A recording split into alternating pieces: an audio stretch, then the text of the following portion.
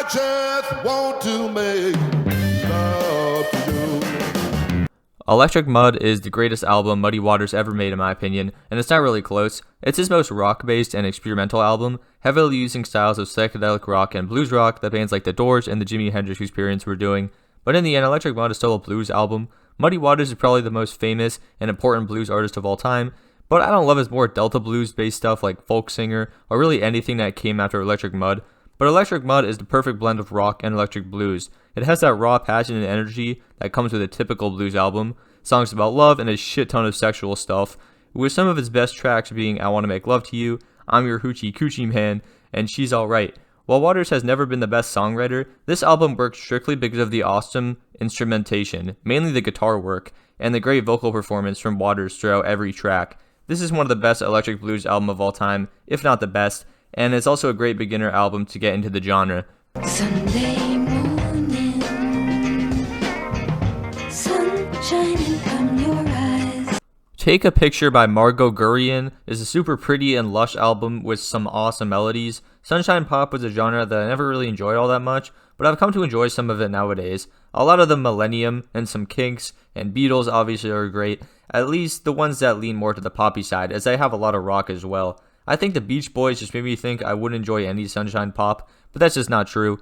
Guryan, I don't really know how to pronounce that name, but that's my attempt, is a phenomenal singer, and it's a shame that her voice never really was present after this album, and I think that's because it didn't get the credit it deserved back then, and it still doesn't now. It perfectly sums up summer vibes and a feeling of longing and love. It tends to go more to the lonely side of things, where Guryan gets reflective and melancholic on songs like Someone I Know and Love. My favorite track has to be Sunday Morning, which is the first track, and it's just so happy and pretty sounding, as well as optimistic lyrically with a recurring theme of everything being okay. It just puts me in a good mood whenever I hear it. The psychedelic production is great throughout as well, and this whole album is just a sunshine pop gem. Devil can't get out of hand 'cause luck is taking over, and with luck kisses goes.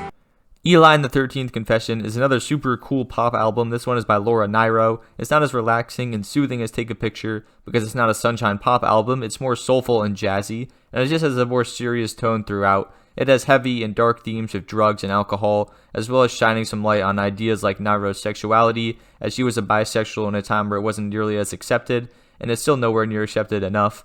But it's not all doomy. A lot of the lyrics are pretty uplifting and optimistic about these themes, and everything is made by Nyro's incredible vocals. She has to be one of the most underrated singers of this era. She could hit some incredible notes, especially on this album. I also like New York Tendaberry, but this one has tracks like Lucky and Eli's Coming, which makes this my favorite of hers. She's so incredibly passionate on this album, and it just demands your attention when she starts diversifying her vocal tones and rapidly changing pace. It's a pretty progressive album as well, which is really cool as it never gets stale. And when she's going all out and showing those ranges off, it's just as good as any instrument. Mrs. Robinson, Jesus loves you more than you will know. Bookends is my second favorite Simon & Garfunkel album, only behind Bridge Over Troubled Water. This is probably the duo's funkiest and most poppy album, with classic bangers like Mrs. Robinson and Faking It. The guitar work is great, and both vocalists are in peak form, but obviously there's still some awesome folk tracks that the group is known for, like America and Old Friends. I think I still prefer the folkier stuff, but the pop and rock tracks on here I still love quite a bit. Simon & Garfunkel have never been my favorite folk group of the late 60s and early 70s. I don't think their songwriting is on the level of guys like Dylan and Neil Young, but I still think Paul Simon is one of the better songwriters. But I think he writes some songs that I just don't love that much. Basically, he has a load of crap that I don't like at all, even if his career with Simon & Garfunkel didn't last that long. Even on this album, I don't care for Save the Life of My Child or Punky's Dilemma. They're a bit too inconsistent to be one of my favorite groups, but this album is probably their most consistent album, with pretty much everything else being great. I just don't think it has the highest highs that are on Bridge Over Troubled Water, but it's easily their second best in my eyes.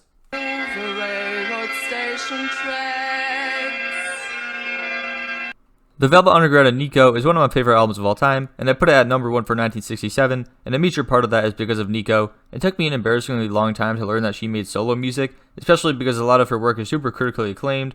Albums like Chelsea Girl and Desert Shore are folk classics with a shit ton of different styles like chamber folk and avant folk, but the Marble Index is my favorite of hers, and that's because of how dark it sounds. The atmosphere on this album just feels like winter. It's so cold and ominous, and it also has some depressive themes of death and alienation. It's not the soothing and uplifting Nico you hear on a track like I'll Be Your Mirror, but it's a lot more haunting and just dark overall. But but I still think her songwriting is just as beautiful on tracks like Frozen Warnings and Evening of Light, and the super unique production makes it stick out in the avant folk world. As a massive folk fan, I've never really been fully on board with avant folk artists like Tim Buckley and Animal Collective or Lingua Ignota if you go to more modern times, but Nico is one of those artists that has a certain beauty to her weirdness, and this is her best album in my opinion. We are the Desperate Dan Appreciation Society. The Kinks Are the Village Green Preservation Society is the most tight and consistent Kinks album in my opinion. To be honest, I don't really love the Kinks. I've always found them to be just a solid pop rock band. Albums like Lola and Something Else have great tracks like the title track on the former and the masterpiece that is Waterloo Sunset, which is their best song in my opinion. But they often have too much fluff, and that's why I find it a bit odd how much love they get in the classic rock fandom. Like, I've seen a ton of people say they could have been the Beatles if this or that happened, and they're one of the most influential bands ever. Just to take that they're better than the Beatles is one I see a lot, especially in recent times, which I think is interesting.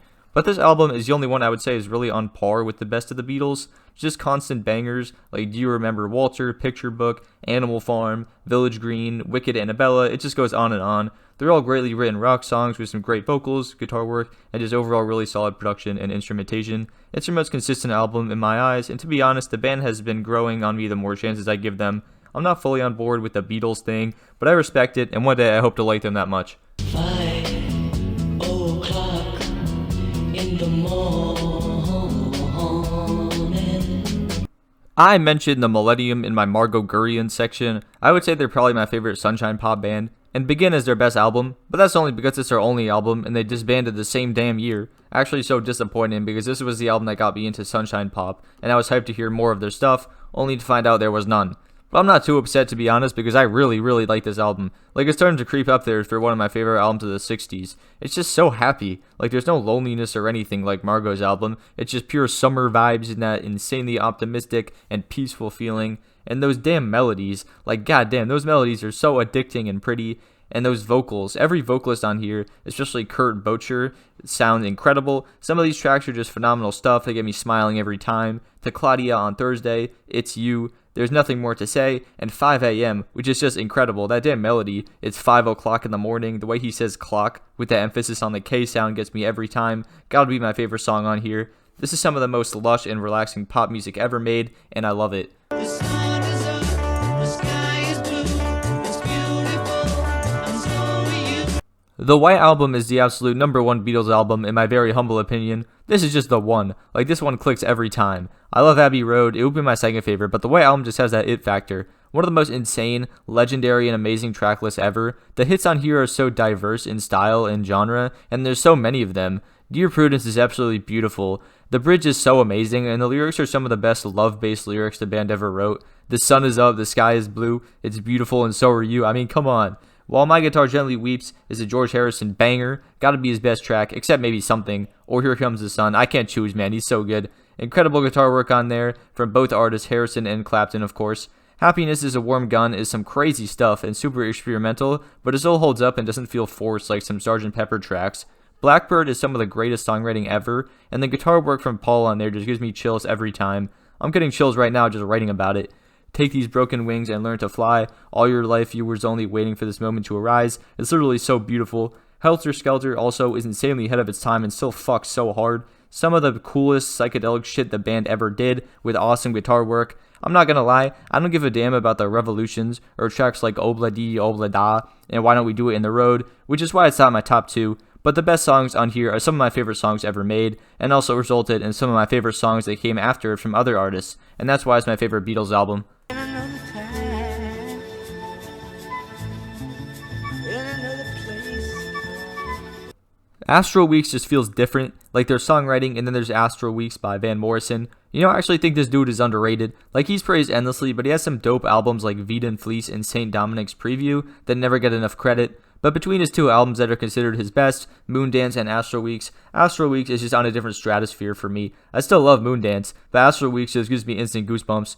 The vocals are unbelievable on here. It's easily his best vocal performance, without a doubt. He's showing off that range on tracks like Sweet Thing and Cypress Avenue. It still has that distinct Van Morrison sound, but it feels so passionate and full of soul. It might just be one of the most soulful albums ever made, except maybe like Stevie Wonder on a good day. There's some great guitar and piano work on here as well, with super lush production that also gets super jazzy too. It's his most complete album from an instrumentation standpoint by far, but the real thing that makes this a special masterpiece in music and an easy 10 out of 10 in my book is the lyrics. Like every track on here is poetry. The title track is one of the most genius songs ever, with a theme of Van Morrison leaving Earth and wondering if love will still last. If I ventured in the slipstream between the viaducts of your dream where immobile steel rims crack and the ditch in the back road stop, could you find me, would you kiss my eyes and lay me down in silence, easy to be born again?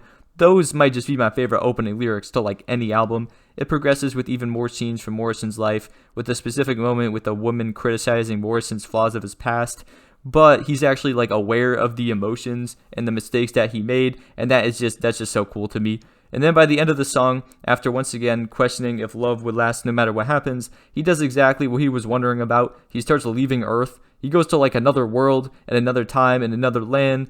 And while he repeats this, there is a gorgeous progression of strings in the back. It is a truly heavenly moment, and one of my favorite endings to any song, and just one of my favorite moments of any song. Probably a top 5 or so song of the 60s for me. Other tracks on here have unbelievable songwriting, of course, with highlights being Sweet Thing, where Morrison looks to the future in an incredibly optimistic way, and Madame George, which is another masterpiece about moving on from an adolescent lifestyle and reflecting on the freedom you had in your past. Every track on here is a showcase of true genius songwriting, even if you don't get the lyrics, which a lot of the times I feel like I don't. I still feel the love and spirit of each track. It's incredibly personal, and I really feel a connection with Morrison. It really is genius. That's the one word I can sum up this masterpiece. It's just genius. There must be some kind of way out of here.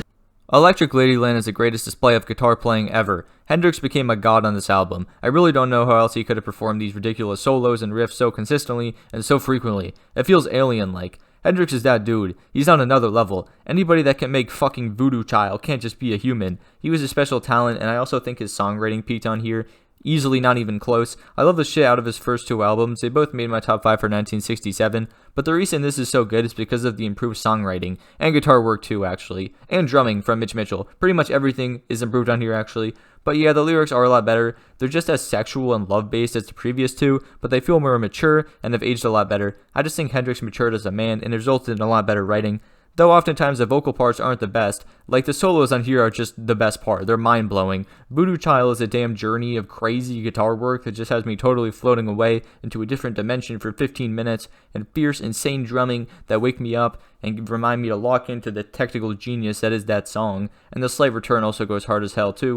1983, A Merman I Should Turn to Be is crazy psychedelic, and once again feels legit inhumane. This whole album does, man. Like, not just because the talent is otherworldly, like the production just feels so unique and insanely psychedelic. It's so surreal. This is a long album too, but the deeper cuts like Little Miss Strange, Rainy Day Dream Away, House Burning Down, Crosstown Traffic, Gypsy Eyes, and pretty much everything on here is tight, filled to the brim with unbelievable solos and passionate vocals from Jimmy, which is another massive reason this thing is amazing. Jimmy has the passion of a blues and soul singer, but it's over some of the most out there and technically impressive instrumentation ever recorded. All Along the Watchtower also happens to have the greatest guitar solo ever, and is easily, without a doubt in my mind, the best cover of all time. Hendrix dominated Dylan's whole career on this song alone, let alone this album and all his other shit as well. I mean, I don't even feel the need to explain why it's great. Like, you hear the opening riff, you get goosebumps, you jam out the whole track, you ascend during the solo, and then you are left speechless.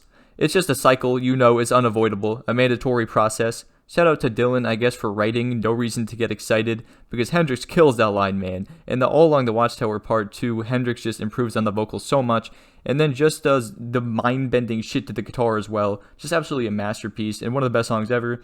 Wouldn't even be mad if you say it's the best, to be honest.